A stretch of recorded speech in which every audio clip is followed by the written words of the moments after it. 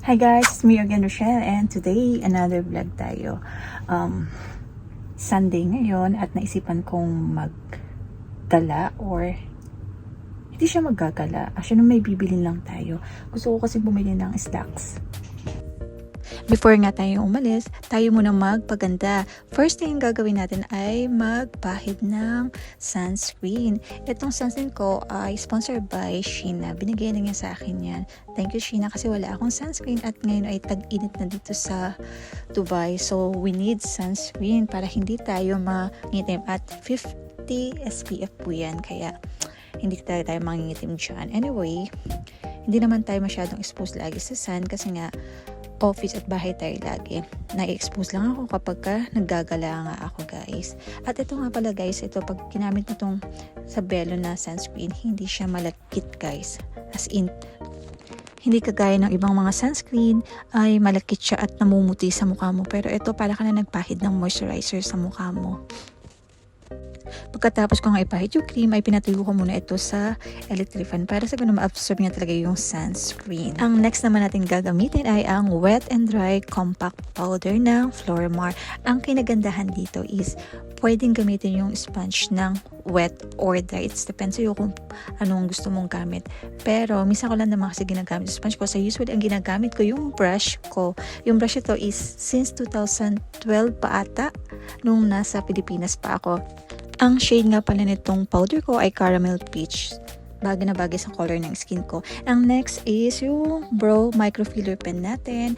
Ang color naman nito is deep brown. Pero hindi ko na ito masyadong ginagamit kasi yung tubo ng buhok ko ay tumutubo na. Bumabalik na yung color ko as black. So, ang ginagamit natin ay itong dark brown ng Nichido.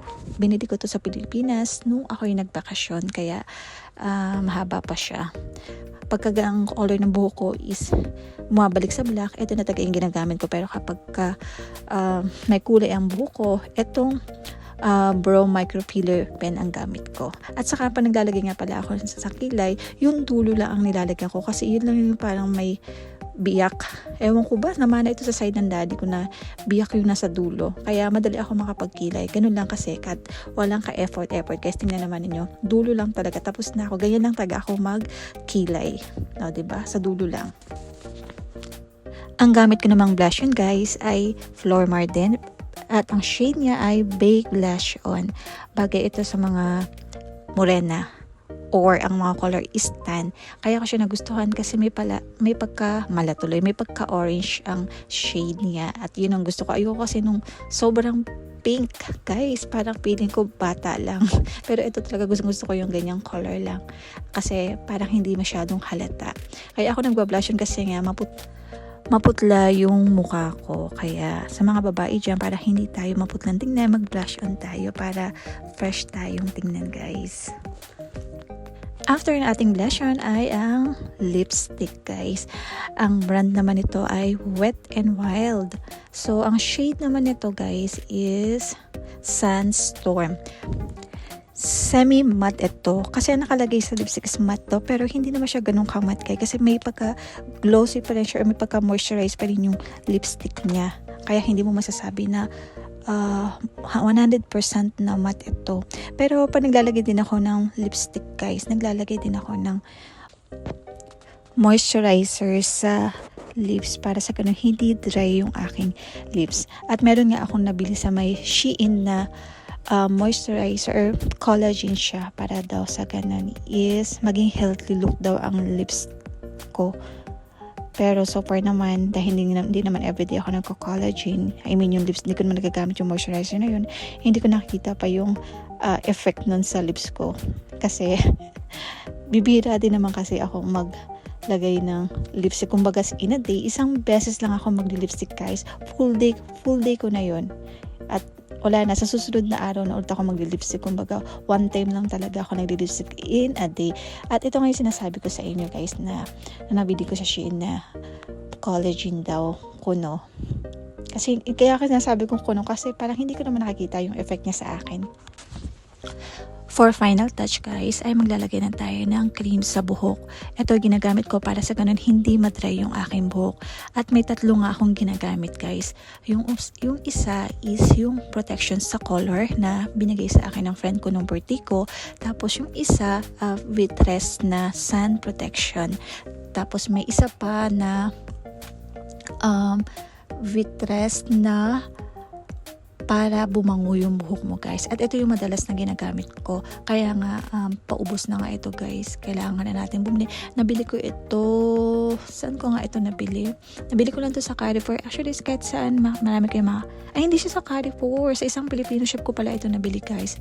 At lahat ng mga vitress na nabili ko sa Filipino shop ko siya nabibili. Pero since natanghalin tapat ang gagamitin natin guys ay itong sun protection para hindi masira yung buhok ko. Kasi sira na yung buhok ko, ingatan na natin. Baka lalo pa siyang masira guys. Kaya magpahid tayo ng protection.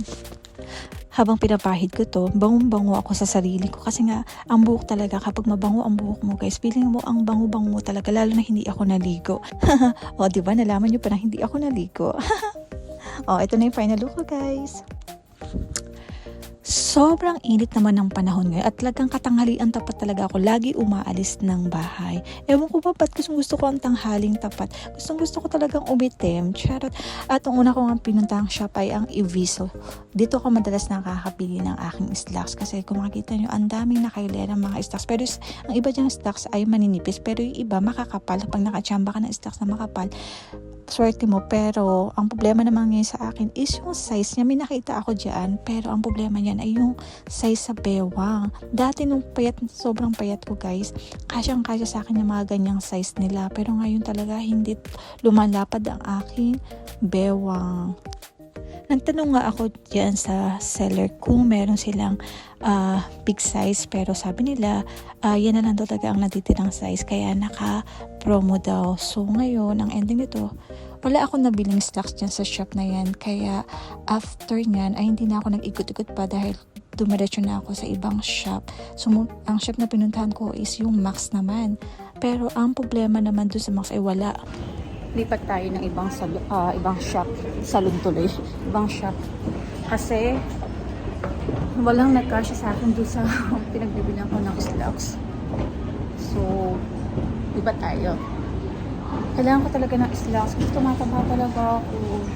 Lumalapat yung baywang ko. Dito tayo.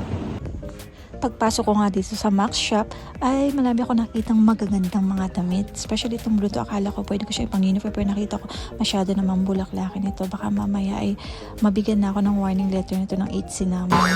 At habang papunta nga ako sa dulo pa ay may nakita ako magagandang color ng damit. Especially itong pants na to, maganda sa summer. Pero syempre guys, hindi natin yan binili kasi sobrang pricey nung pants pati nung damit na suot ko. Kumbaga yung dalawang damit na yan ay nakakalaga na ng 350 dirhams na. Medyo spicy pa siya. Kaya, hindi. Sinukat ko lang siya kung bagay sa akin. O, diba? At after ko nga magsukat yun, ay dumiretso na ako sa H&M. Actually, wala akong planong pumunta dyan. Kaya lang, ewan ko ba ba't yung pa ako napunta dyan. At yun nga guys, may nakita akong stocks na kasyang-kasya sa akin. At talagang nagustuhan ko siya kasi maluwang sa legs ko. Ang masikip lang sa tiyan kasi size 34 yan. So, nagpahanap ako ng size 36 at meron nga at nag-iisa na lang talaga guys. At alam mo yun, nabili ko siya. Medyo pricey itong stocks na to. Pero worth it naman siya kasi ang ganda niyang quality niya guys. Then after dito ay pumunta naman pala ako guys sa isang shop, brand for less kasi i-check ko kung meron silang slacks doon na medyo less pero iba yung nakita ko guys. Isang pants ayan yung sinusuot ko ngayon. Alam nyo ba kung magkano yun? 29 dirhams lang kasi nung makita ko siya, nung nadaanan ko siya, alam kong kasya siya sa akin. Alam ko. So tama talaga ako guys. Kasyang-kasya sa akin. O diba nakikita naman yung fit na fit siya sa akin at stretchable yan guys. Kaya sobrang comfortable niya. Kaya at saka feeling ko ang sexy ko dyan. And to tingnan, hindi naman kalaki ng aking puwet guys. Pero dyan, anong sinuot ko, parang nagkaroon ako ng puwet siya, ano, 'di ba? Parang nagkaroon ng shape ang aking katawan, kaya nagustuhan ko siya at saka hindi na siya masakit, no? Kasi 29 dirhams lang siya, guys. At nung sinusuot nga, tinry ko nga siya kung makakapag-stretch talaga ako, guys. Kung talagang makakapag-jogging pa ba ako diyan. Charot! Next and last shop na pinuntahan ko ay ang LC Waikiki. Pero hanggang sukat lang ako dyan kasi medyo maluwang sa akin yung damit. Saka wala din akong balak bumili kasi out of the budget na tayo, guys. Pinakita ko lang naman. Nakauwi na ako. So ipapakita ko sa inyo yung mga nabili ko. Binili ko talaga yung sinuot kong dalawang pants kasi needed ko siya. So itong sa H&M, hindi to plan. Kumbaga, napadaan lang ako doon. Pero, nung nakita ko yung slacks na fit sa akin. Ito.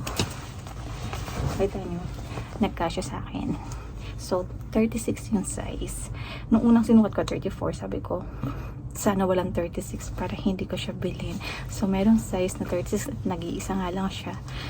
At sinukat ko kasyang-kasya. Talaga hindi siya masikip sa tiyan ko.